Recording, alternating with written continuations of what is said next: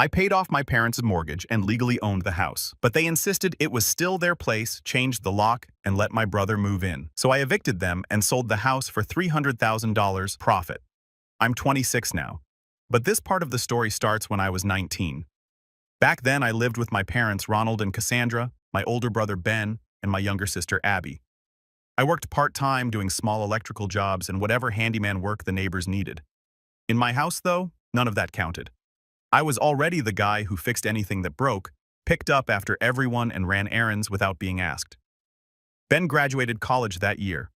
The degree wasn't useful, but you wouldn't know that from the celebration.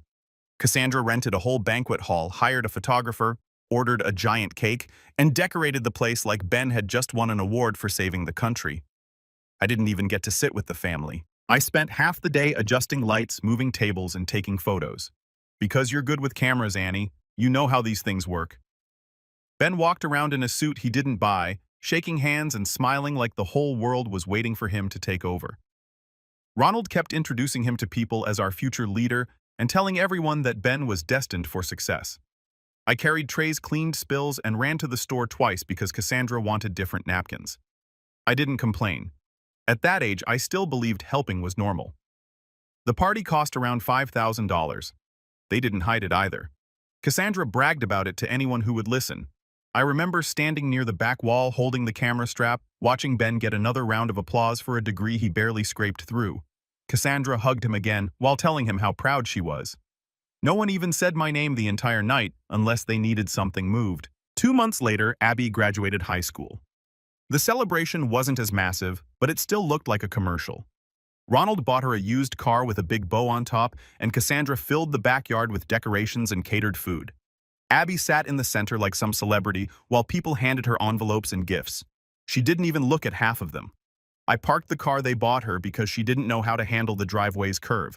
The car didn't last either. It was always having problems, and somehow that became another reason I was expected to drive her everywhere. That same weekend, I graduated too, a year later than I was supposed to. Between working, getting dragged into family responsibilities, and missing credits, I ended up finishing late. They didn't forget, but the attention was different. We had dinner at a small diner near home because we're tight on money after everything for Ben and Abby. Ronald ordered the cheapest items on the menu and reminded me halfway through my fries that I needed to start thinking ahead since I wasn't going to college like Ben. Cassandra said she believed in me, but she said it the way people talk about someone who needs to be managed. After that, my role became more obvious. If the sink leaked, I fixed it. If something electrical flickered, they yelled my name before trying a switch. Every year tax season came around and Ronald pushed a stack of papers in my direction because you're better with numbers. The law and my responsibility from age 14 onward, even though Ben was older and Abby was capable of pushing a mower. Even when the car was running, Abby refused to drive herself anywhere unless it was to pick up her friends. So I became her chauffeur. Ben left messes everywhere. Plates, clothes, half-finished projects, and somehow they all ended up in my hands. Cassandra would say, "Just help your brother, he's stressed." Or, "Ben has a lot on his mind right now," even though he barely lifted a finger in the house. Ronald didn't say much. If anything, he acted like this was all expected, like my role was built in from birth. I never heard a thank you, but I heard plenty of instructions. One afternoon, while fixing a loose cabinet hinge in the kitchen, I overheard Cassandra talking to her sister in the living room. They thought I couldn't hear through the doorway. Cassandra said, "Oh, we don't worry about Matthew. He's like a rock. You pile anything on him and he stays put. But Ben needs guidance. He needs our attention. He's sensitive." I sat there holding a screwdriver staring at the cabinet door. That was the first time it clicked in a way I couldn't ignore. They didn't see me as a person with needs or limits. I was a tool, a backup generator, the thing that keeps running no matter how much you drain it. After high school, I went straight into trade work. I picked electrical because I already understood most of it from fixing everything at home. By the time I was 21, I was making steady, decent money. Long days, early mornings, but it felt good to have something that was mine. I paid for my tools, my truck, my own clothes. No one bought me anything. That part never bothered me.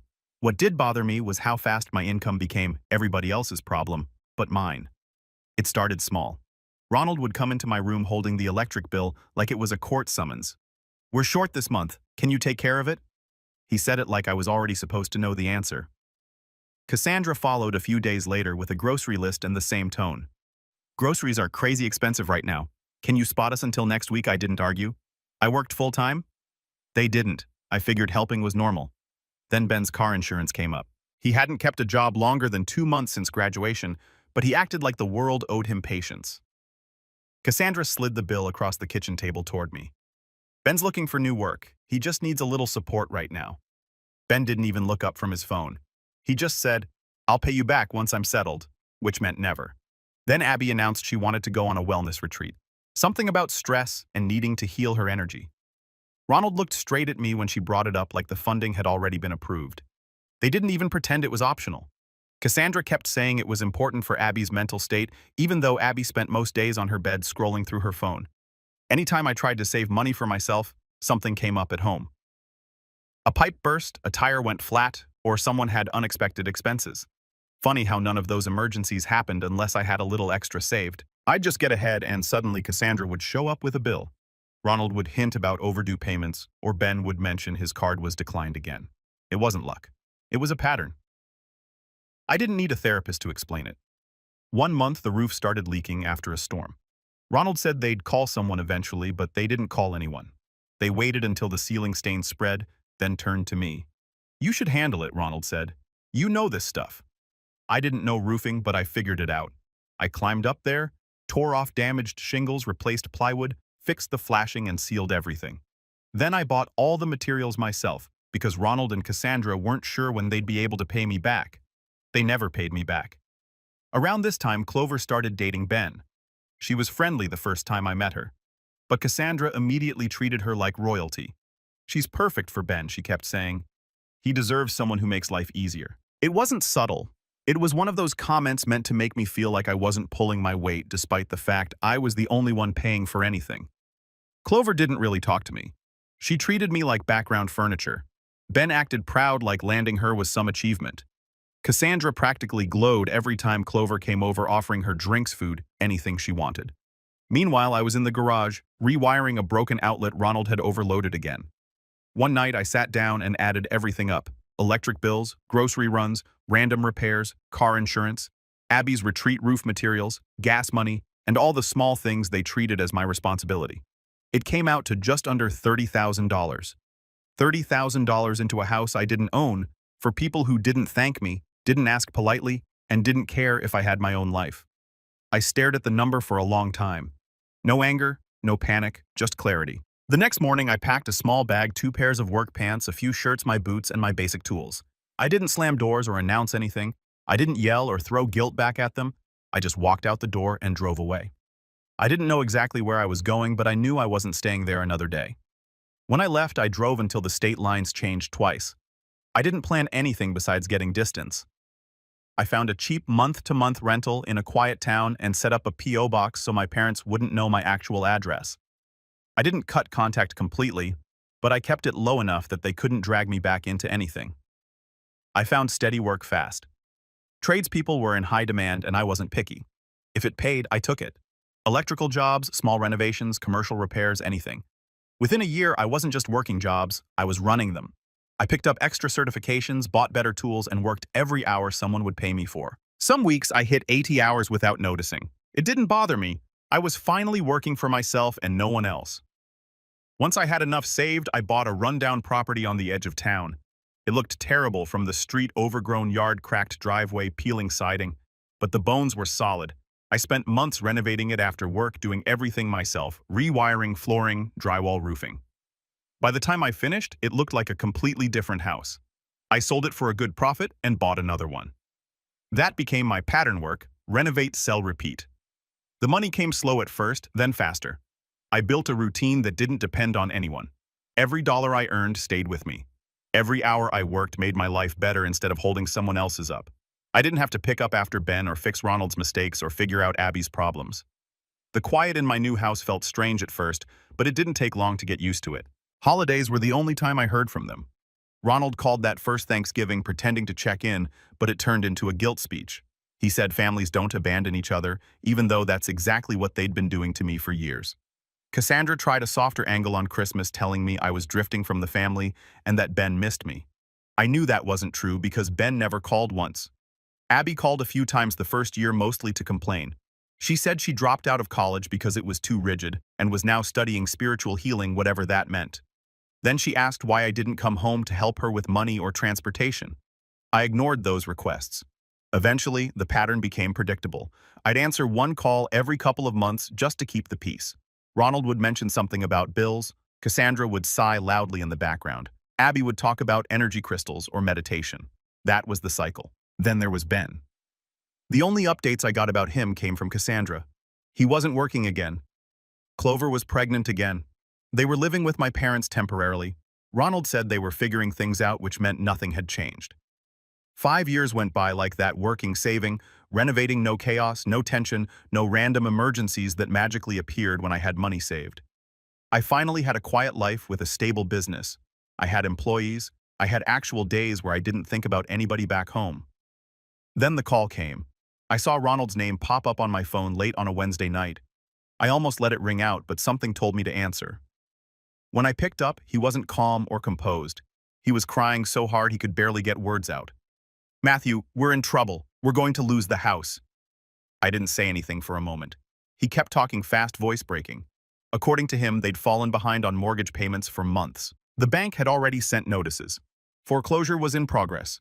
They had 6 weeks before the sheriff posted the final eviction. I heard Cassandra in the background sobbing loudly and saying, "Call him again! Tell him we need him!" Ronald tried to steady his voice. "Matthew, please.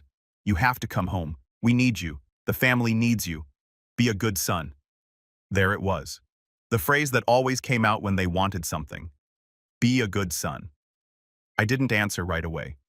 Ronald filled the silence with more begging, more panic, more explanations about how they tried their best, and Ben couldn't find stable work, and Abby wasn't in a position to contribute. They had no plan, no money, no direction, just a demand wrapped in desperation.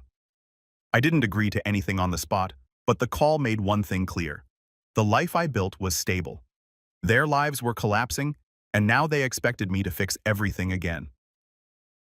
I drove back to my parents' house 3 days after Ronald's call. I didn't abandon my business to do it. I had a foreman I trusted, and by that point, my crew could run jobs without me breathing down their necks. I handed off the schedule, stayed available by phone, and took a temporary leave because this wasn't a visit. It was a takeover. The street looked smaller than I remembered. The house looked worse. When I walked inside, Cassandra rushed me immediately, crying loud enough for the neighbors to hear. She grabbed my arm like she expected me to fall apart with her. Ronald hovered behind her, wringing his hands. Abby stood near the hallway staring at her phone, pausing only long enough to say, "Finally." I didn't hug anyone. I didn't comment on the mess. I just said, "Where's the paperwork from the bank?" That set the tone. No warmth, no reunion, just business. Ronald led me to the dining table, which was covered in unopened mail, final notices, warnings, letters from the bank, everything they should have dealt with months ago. I skimmed through the stack. They weren't lying. 6 weeks was the max estimate. Cassandra kept saying, "We're losing everything, Matthew. Everything. Your childhood home." She said it like I hadn't been the one holding the place together half my life. I sat down, put the papers in order, and said the sentence that changed the entire direction of the day. "I'll pay the arrears and I'll pay the mortgage off in full," I said. "But I'm not giving away that kind of money for free." Cassandra froze. Ronald blinked at me like he didn't understand the words. "What does that mean?" he asked. "It means," I said, "if I save this house, I become the owner fully legally." No arguments later. "That means I'm clearing the bank's lien and putting the home in my name when the payoff posts." Cassandra's voice shot up immediately. "Matthew, how can you even say that? This is our home. You can't just steal it." I didn't respond. I opened my folder and placed a set of documents on the table. A quitclaim deed to transfer title, a purchase agreement showing I was paying off the loan, my lawyer's card. I didn't raise my voice or push them. I just slid the papers forward. Cassandra slapped her hand on the table. "You brought a lawyer. You think we're strangers. We're your parents." Ronald backed her up. "This is disrespectful, Matthew, treating family like a transaction." Abby rolled her eyes like she was bored. "This is manipulative. You planned this. Who brings legal documents to their own parents?" She didn't even look up from her phone for half of it. I ignored the outbursts. "It's simple. You want the house saved. I'm willing to save it. But I'm not giving the bank 6 figures just to watch everyone mismanage it again. If I pay for it, I own it. The bank still has a lien, so this only works one way. I pay the loan off in full at closing, and the deed transfers to me same day. Cassandra covered her face and started crying harder, talking about betrayal and how she didn't raise me to be like this. Ronald went into a speech about loyalty and duty. Abby accused me of acting like a landlord over my own family. They didn't argue the numbers, they didn't deny the foreclosure, they didn't offer another solution, they just attacked the idea of me having control. That told me everything. Eventually, Ronald ran out of excuses. Cassandra ran out of tears. Abby left the room. They didn't want to sign, but they didn't have another option. Ben wasn't earning anything. Abby avoided responsibility like it was a sport and they had no savings. So they signed. My lawyer also had them sign a basic month-to-month lease after the transfer rules in writing no confusion later. Cassandra cried through the entire thing. Ronald looked defeated. Abby muttered something about karma. I didn't react. Once the signatures were on paper, I gathered the documents, called my lawyer, and said, "It's done." When the legal part was handled, I went to inspect the house. It was worse than I expected. The living room had stains in the carpet big enough to outline a small animal. Crayon drawings covered the hallway walls. Ben's kid, obviously. A corner of the ceiling had water damage from the leak I fixed years ago, only worse now. I checked the bathrooms. Mold. Black patches spreading behind the toilet and along the tiles. The bathtub drain was clogged with something I didn't want to identify. Abby's old room was a disaster. Piles of clothes, half-burned candles, broken jewelry, empty cups, and notebooks with scribbles about energy fields. I didn't touch anything. Ben and Clover's stuff was all over the house: boxes, bags, toys, shoes, wrappers. They treated the place like a hotel room with a cleaning staff. I stood in the hallway and looked at everything with one thought running through my head. This wasn't a home. This was a sinking ship patched with duct tape and excuses. But now it was my sinking ship. I spent the rest of the day taking photos, writing notes, and planning. The renovation wouldn't be small, it wouldn't be cheap, it wouldn't be quick. But it would be mine. 6 figures at minimum months of work, most of it done by me. And unlike every project in my childhood, none of these repairs were optional. The house was falling apart. They let it happen. Now I had to rebuild it, not for them, not for nostalgia, for ownership, for control, for a future that wasn't chained to chaos. Once the paperwork was finalized and the mortgage was paid off, I started the renovation. I treated it like a full-scale job site. No shortcuts, no patchwork, no putting things off. The house needed more than repairs. It needed rebuilding from the inside out. The first 2 weeks were demolition. I ripped up old carpet, removed rotten baseboards, and tore out the sagging kitchen cabinets. Underneath everything was water damage, mold patches, and cheap fixes Ronald had done years earlier that barely held anything together. I kept working sunrise to sundown. Ben didn't lift a finger. Most mornings he was already on the couch gaming by the time I started hauling debris to the dumpster. His headset stayed glued to his ears. He acted annoyed when I passed through the living room carrying tools. Clover sat beside him most days, scrolling through her phone or giving me comments about the house layout like she was the project manager. "You shouldn't knock down that wall," Clover would say. "It closes the space." Or the kitchen needs softer colors, something warm for the family. She said family like the house belonged to her. Abby was no better. Her room was next to mine. And every time I used a power tool, she came out complaining the noise was messing with her energy healing sessions. She'd wave her hands around like she was pushing invisible air and say she needed quiet time to recharge. The first major project was the roof. I tore off every old shingle, replaced the damaged plywood, and installed a brand new system. After that came the HVAC. The old unit rattled like a dying engine. I put in a modern system with better ventilation and zoning. Ronald stood next to me while I worked, acting like he understood it all. "I would have done that years ago," he said once, arms crossed. "Just needed the right timing." Cassandra chimed in whenever she could. "Make sure you leave room in the kitchen for the island, but not too big, and don't block the walkway. And Ben needs space to prepare snacks." She said it like Ben actually used the kitchen. When I installed the new electrical system, Ronald felt the need to critique everything. "Those outlets are too high," he said. "Ben won't like bending down." He didn't mention that Ben hadn't moved from the couch in 4 hours. Once the structure was stable, I started on the interior. New floors throughout the house. Thick planks, clean lines, nothing cheap. The difference was immediate. The place looked cleaner already. Clover followed me room to room as if I asked for her input. "This wall should be blue. This one needs shelving. The living room needs more seating for everyone." She said it confidently like she owned the house. I reminded her once I'm rebuilding this place, please don't touch the tools. She didn't listen. The biggest project was the master suite, the only space I built entirely for myself. I used high-quality materials, insulated the walls, installed a reinforced door and a secure lock. It wasn't huge, but it was clean, quiet, and completely under my control. The only room in the entire house where no one else was allowed. I posted one rule for the entire renovation, and I said it clearly so there were no misunderstandings. Keep the common areas clean. That was it. No chores, no heavy lifting, just basic respect. They ignored it immediately. Ben left food wrappers and cups wherever he sat. Clover spread her things across counters and tables. Abby's crystals, candles, and journals were everywhere. Ronald and Cassandra treated the kitchen like a drop zone for whatever they didn't want to put away. Instead of helping, they acted like supervisors.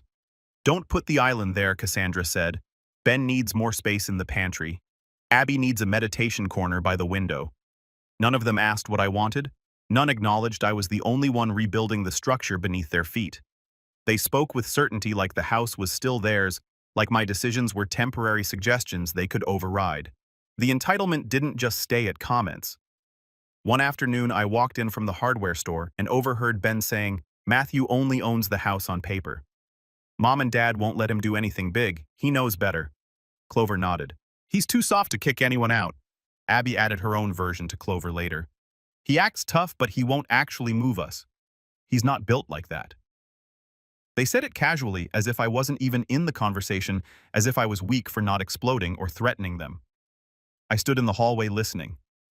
They didn't stop. They didn't lower their voices. They assumed I wouldn't do anything. I didn't respond. I didn't call them out. I didn't correct them. I just kept working. I poured close to $200,000 into a house everyone treated like a vacation rental. And every day, their entitlement got louder. I kept my silence. They mistook it for weakness. Clover had already been around the house constantly. But the day she moved her suitcases in, Cassandra announced it like it was a community decision. "She'll just stay until the baby comes," she said, patting Clover's arm as if she were welcoming royalty. Clover didn't wait for permission. She walked straight inside, dropped her bags in the hallway, and made herself at home. From the moment she settled in, she acted like the house belonged to her.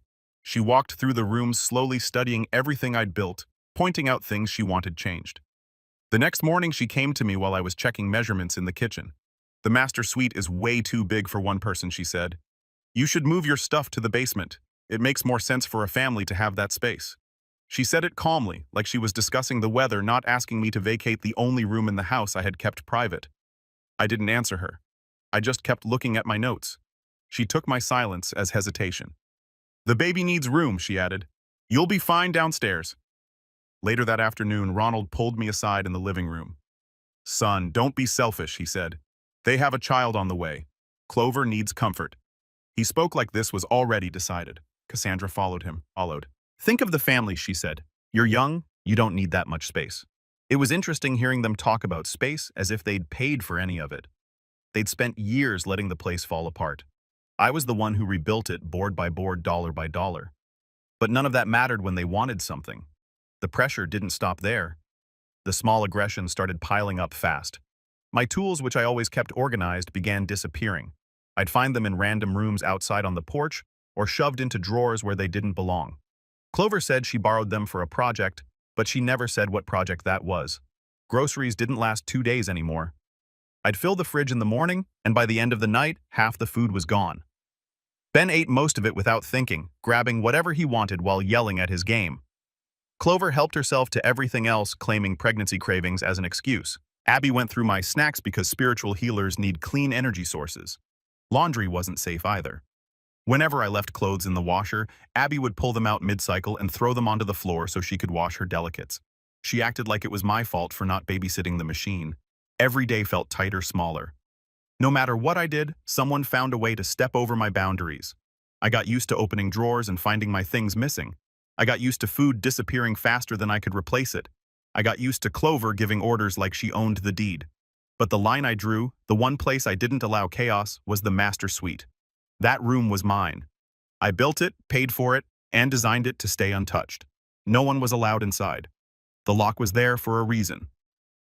One night after a 14-hour shift on a commercial job site, I came home dead tired. My hands were sore, my clothes were covered in drywall dust, and all I wanted was a shower and sleep. I walked down the hall toward my suite, ready to shut the door and disconnect. Before I reached it, I heard laughter from inside. Not just any laughter, relaxed, comfortable, settled laughter. Clover's voice, Ben's voice, and the sound of the TV playing something loudly. I stopped, looked at the door, tried the key. It didn't turn. I tried again. Nothing. They had changed the lock. I could tell they didn't do it carefully either. The hardware was scuffed and the frame had fresh marks like Ben had muscled it and called it good enough. My hand stayed on the doorknob for a few seconds, while the noise inside continued. Clover talking about paint colors, Ben joking about taking the big room, and the sound of someone unpacking bags. I stepped back and looked at the door. They hadn't asked. They hadn't warned me. They didn't even pretend to respect the one boundary I'd set. Cassandra appeared behind me in the hallway as if she'd been waiting. "Don't make this dramatic," she said. "It's our house. Clover needs the space. You'll understand when you're a parent." Her tone wasn't apologetic. It was irritated, like I was being unreasonable for wanting access to my own room. Ronald appeared a moment later and nodded at her words. Abby peeked from the end of the hall, smirking like she had predicted this exact outcome. None of them looked ashamed. None looked concerned. They all acted like swapping my lockout and taking my private room was normal. I didn't argue. There was no point. Arguing would only feed their belief that the house still belonged to them. I wasn't going to beg for what I already owned.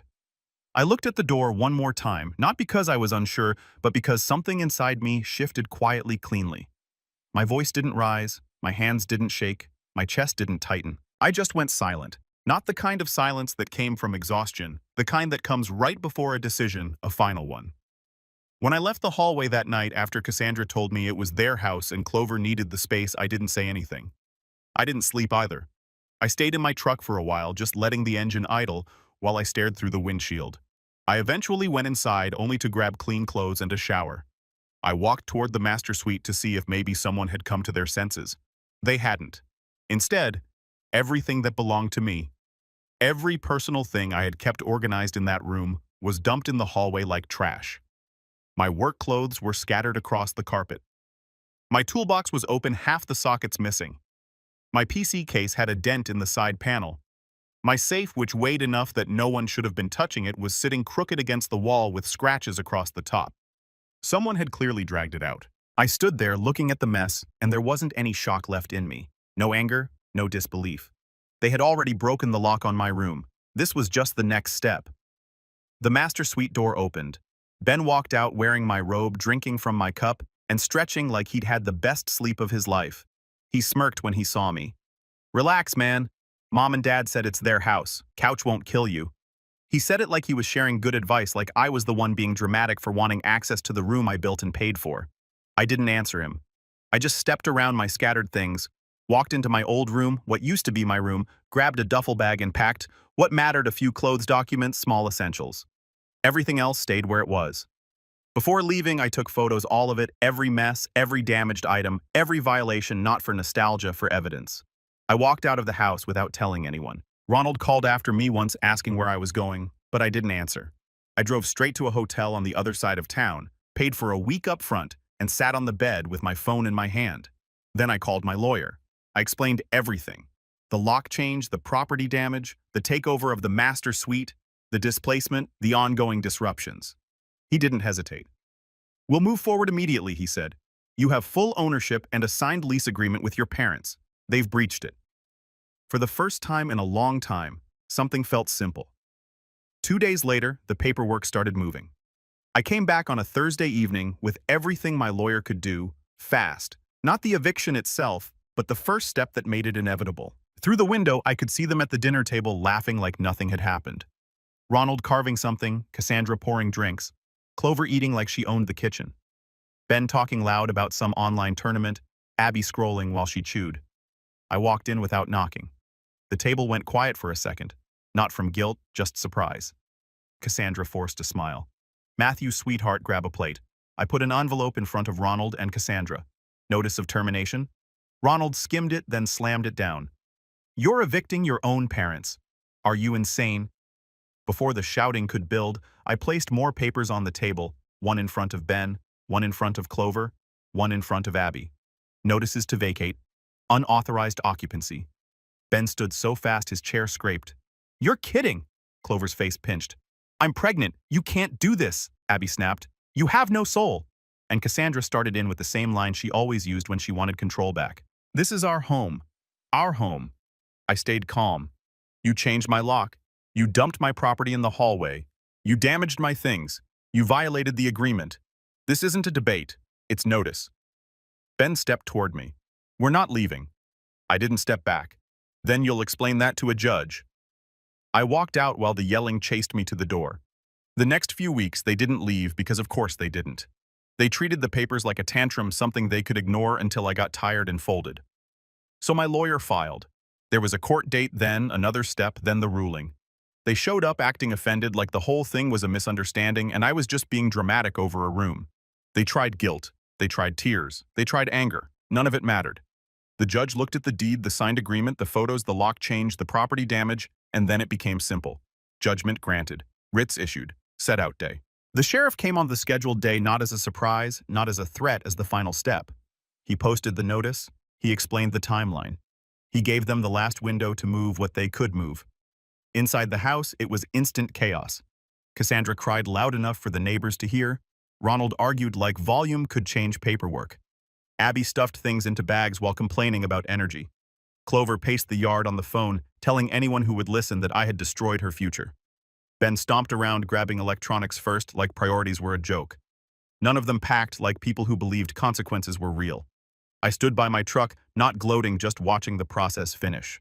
Ben eventually came out to me crying for real now, voice breaking. Please, man, he said, please don't do this. My mom and dad are kind of homeless now. Clover's stressed out. The baby, everything is messed up. We got nowhere to go. You can't leave us like this. I looked at him and felt nothing sharp anymore, just finished. Ben, I said, try getting a job. He collapsed into tears like the floor had dropped out from under him. I walked past him without another word. The sheriff finished his part. The locks were changed. The house was quiet. I cleaned up what I needed to clean. I contacted a realtor. Within weeks, I had an offer I couldn't ignore. The closing took longer, but when it finally cleared, it was far more than I'd put into it. When the final payment cleared, I sat in my truck and scrolled through the list of contacts I'd spent half my life trying to satisfy: Ronald, Cassandra, Abby, Ben, Clover. One by one, I blocked them. Right before the last block, Ronald sent a final text. Son, come home. We can fix this. Blocked as well. That was the end.